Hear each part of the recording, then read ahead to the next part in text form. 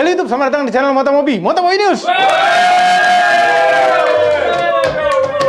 Kali ini sponsornya ya merchandise sendiri. Ini ada apar yang bisa membunuh api dari litium. Nggak ada loh apar yang di Indonesia ini mengklaim bisa mematikan litium. Ini bisa matiin litium, kebakar. Terus sama ada ini, beberapa orang beruntung bisa dapat topi SEMA ini kami beli di acara SEMA juga. Tapi udah terlambat sekarang. Karena ada di video SEMA. Tangkap.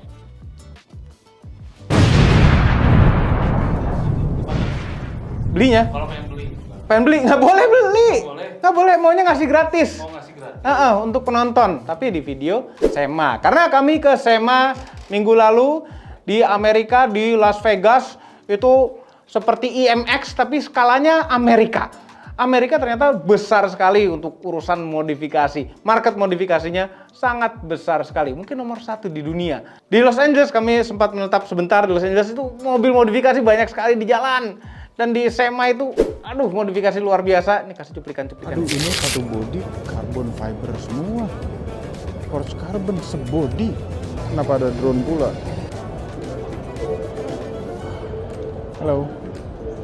Nah, tapi yang beruntung adalah yang subscribe Instagramnya Motomobi. Karena itu dalamnya ini semua udah wajib subscribe di sini.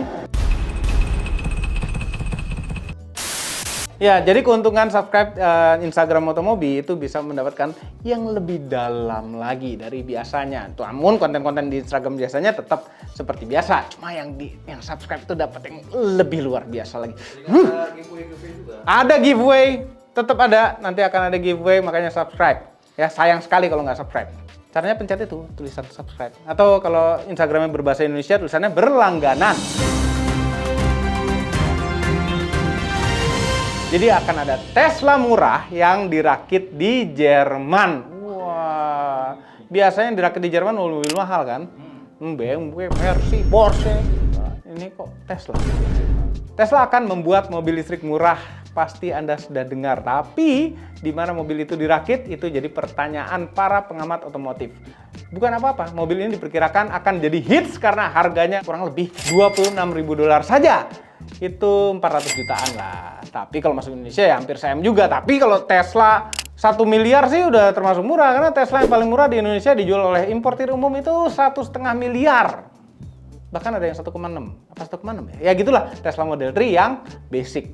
Nah, selain harganya murah, Tesla yang ini akan menjadikan mobil ini menjadi ujung tombaknya di berbagai pasar global, termasuk di China. Nah, bicara soal negeri Tiongkok, awalnya diperkirakan Tesla yang compact ini akan dirakit di Shanghai, fasilitas Tesla di Shanghai. Namun tidak, ternyata. Reuters mengungkapkan hal yang berbeda. Mobil ini akan datang justru dari Jerman, Meksiko, dan Texas. Dari fasilitas di Jerman, Tesla baru nanti akan dipasarkan ke pasar Timur Tengah dan Eropa. Sedangkan Meksiko dan Texas, Amerika Serikat, akan disebar ke pasar global lainnya. Kenapa Jerman?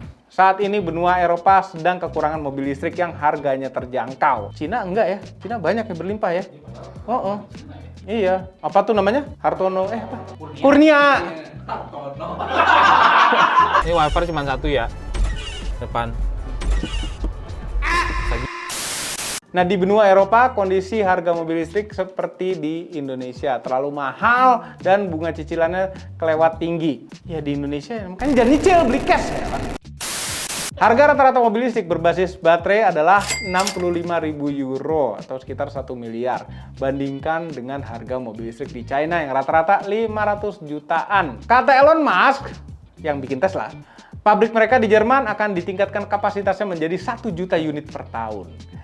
Target produksi ini juga lebih tinggi dari pabrik mobil Eropa dimanapun. Contohnya VW yang sanggup merakit sampai 800.000 unit setahun di pabrik mereka di Wolfsburg. Tesla murah ini akan mulai dirakit tahun 2025 mendatang. Desainnya katanya akan berbasis pada desain Cybertruck. Cybertruck kecil. Ya mudah-mudahan Tesla bisa jualan mobil murah juga ya. Tapi murah-murahnya kalau semiliar kecil sih nggak murah-murah amat juga. Bahaya nggak sih kalau dia terbakar tuh? Kalau terbakar tinggal matiin pakai ini. Masuk aja. Ya, mobil listrik ya. Oke, berita selanjutnya. Suzuki Swift generasi terbaru resmi diperkenalkan. Nah, ini seperti yang kami duga, Suzuki Swift konsep yang kami lihat di JMS 2023 adalah versi produksi yang akan dijual di pasar domestik Jepang dan global. Itu sudah ada reviewnya di channel Motomobi ya. Sudah ada reviewnya, first impression review. Suzuki Jepang mengumumkan kehadiran hatchback ringkas ini melalui situs resminya. Nih, ada 3 tipe Suzuki Swift 2024 yang akan dipasarkan di Jepang. Pertama adalah Swift XG yang menjadi varian yang paling bawah. Dibekali dengan 2-wheel drive, front wheel drive, dan ada juga yang 4-wheel drive, all-wheel drive dengan transmisi CVT. Di atasnya ada yang Hybrid MX, wow, juga dengan penggerak yang sama. Paling tinggi adalah Hybrid MZ. Nah, itu juga ada 2-wheel drive dan 4-wheel drive dengan transmisi CVT. Ketiganya dibekali dengan mesin 3 silinder hasil pengembangan terbaru pabrikan Jepang ini. Kapasitasnya 1200 cc, namun mereka belum menyebutkan berapa besaran tenaga dan torsinya. Nah, kalau kita intip kemarin sih, hybridnya sih, hybrid model-model hybrid itu smart hybrid itu yang di R3 sama XL7. Tapi hemat. Dan yang Suzuki katakan adalah mesin baru ini memiliki performa putaran bawah yang lebih baik daripada sebelumnya. Iyalah, dibantu motor listrik ya kan. Nah, gearbox CVT yang dipakai juga diklaim merupakan buatan terbaru mereka. Kehadiran mesin ini menggusur jantung mekanis sebelumnya yang berkonfigurasi 1200 cc 4 silinder. Di kabinnya, Suzuki membekali Swift dengan fitur hiburan seperti layar monitor 9 inch. Isinya tentu beragam, mulai dari informasi berkendara, navigasi, dan entertainment, dan ada tampilan hybrid-hybridan juga. Fitur kenyamanan lainnya ada di rem tangan elektrik dengan kemampuan auto hold, jok dengan penghangat, tapi khusus pasar Jepang, Indonesia nggak butuh ya, slot USB, dan sebagainya. Untuk keselamatan, kemampuannya cukup lengkap. Ada blind spot monitoring, rem otomatis, dan lain-lain. Fitur keselamatan ini merupakan satu kesatuan yang disebut dengan Suzuki Safety Support. Apakah akan masuk Indonesia Swift? Kayaknya nggak bakalan deh. Ya, moncongnya agak aneh kalau ngeliat langsung. Jadi grill itu agak menyunyu. Menyunjuk. Kayak mulut paus gitu ya, Pak? Nggak, agak menyunyu gitu. Itu grillnya. Lagi.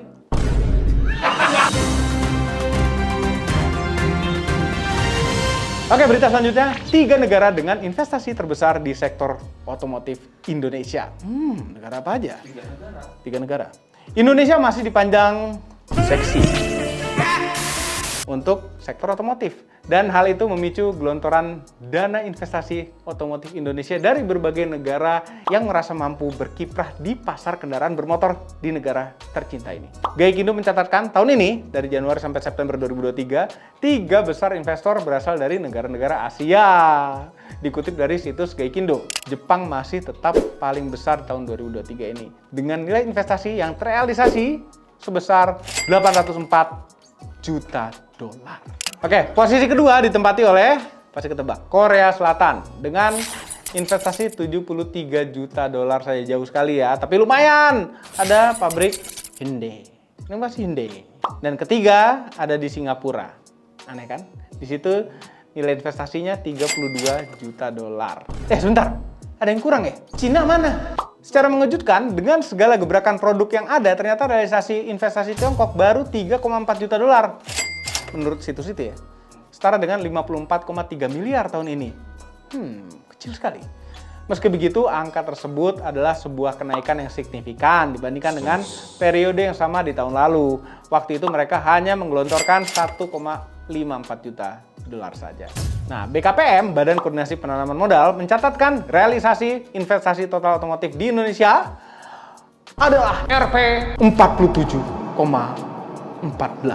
triliun. 47,14 triliun dari Januari sampai dengan September 2023. Persentase kenaikan menyentuh 80,98% dibandingkan dengan tahun lalu pada periode yang sama. Di dalamnya termasuk penanaman modal asing (PMA) sebesar 15,62 triliun.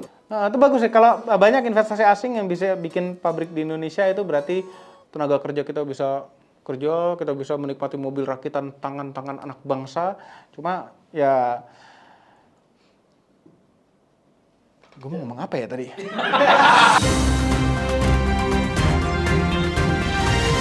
Nissan GT-R generasi terbaru masih lama. Salah satu ikon dunia otomotif adalah Nissan GT-R.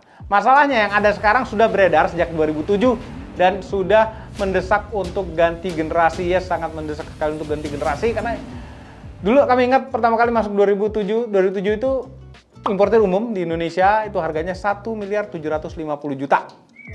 Murahnya. Murah sekali. Hah? Waktu itu mau beli nggak jadi, ya. Terus kemudian tahu-tahu apa yang masukin dengan harga 2 miliar bulan. Waktu itu mau beli juga nggak jadi lagi karena tiba-tiba Gitu. Punya anak.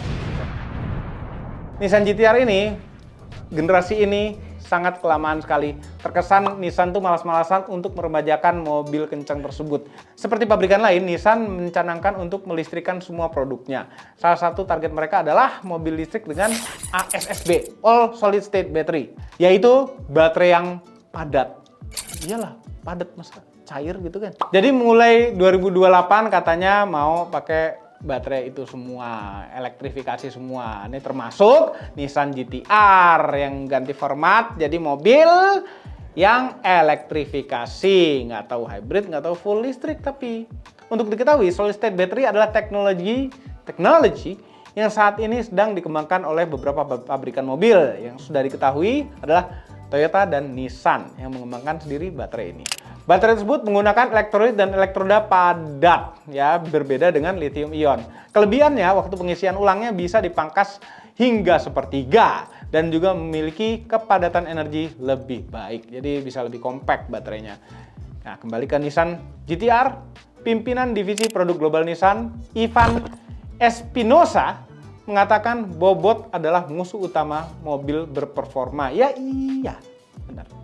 Karena baterai yang sekarang sudah terlalu berat, mereka menunggu ASSB itu, solid state, sebelum digunakan pada nama legendary itu. Makanya GT-R baru tidak akan keluar dalam waktu dekat. Itu yang ada di Tokyo Motor Show, Japan Mobility Show kemarin tuh masih lama sekali. Konsep aja dia bikin. Nah, menurut si Espinosa, menurut dia kepadatan energi ASSB akan membuat baterai berukuran lebih kompak sehingga engineer GT-R bisa mempertahankan konfigurasi kabin 2+2.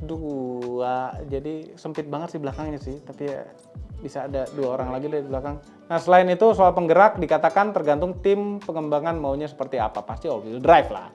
Bahkan bukan tidak mungkin kalau setiap roda diberikan motor listrik sendiri kan, keren kan? Tapi kalau mengacu pada Nissan Hyperforce konsep yang dipajang di JMS itu, mobil tersebut punya output hingga 1341 horsepower. Mungkin ini bisa jadi acuan. GT-R. Tapi GT-R jadi listrik. Ini kalau GT-R beneran jadi listrik keluar nanti 2028 atau 2030 whatever, GT-R yang lama R35 pasti tetap masih ada harganya dan pasti bertahan mahal karena orang-orang nunggu internal combustion buat GT-R ini, pasti deh R36. Oke, itu saja videonya. Mudah-mudahan bermanfaat untuk Anda semua. Jangan lupa tekan tombol jempol ke atas dan subscribe channel Moto Mobi, Omobi, dan Mes Mobi apabila belum. Berikut dengan tombol loncengnya. Share video ini ke seluruh dunia melalui sosial media Anda dan jangan lupa follow sosial media kami semua termasuk Instagram. Cek motomobinews.id untuk berita-berita otomotif terbaru. Terima kasih telah menonton.